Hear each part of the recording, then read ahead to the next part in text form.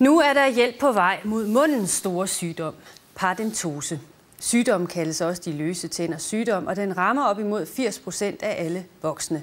Men en ny behandlingsform kan nu mindske antallet af tilfælde. Nu vil vi lave en lille undersøgelse ved hjælp af det her instrument, så vi kan se, om du har noget paradentose.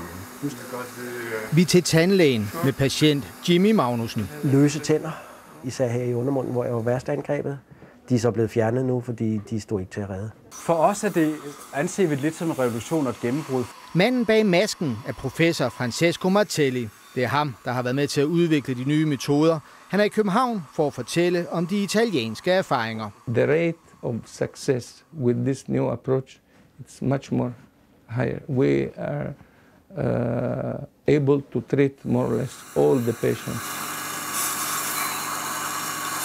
Vi kan simpelthen finde ud af, hvilke bakterier der er nede i tandkødslommerne på patienten, og det kan vi gøre på DNA-niveau. Og når tandlægen trækker DNA-kortet, så bliver behandlingen langt mere effektiv og præcis. Og så kan de rette behandlingen til efter, hvilken gruppe man nu ligger i. Det synes jeg er kanon. Det vi ser, der bliver lavet i øjeblikket, er en bakterierensning af tandkødslommerne ved hjælp af laser. Umiddelbart ser det ud, som om det bløder. Det gør det ikke. Det er jod, som I renser med, for at fjerne så mange bakterier som overhovedet muligt.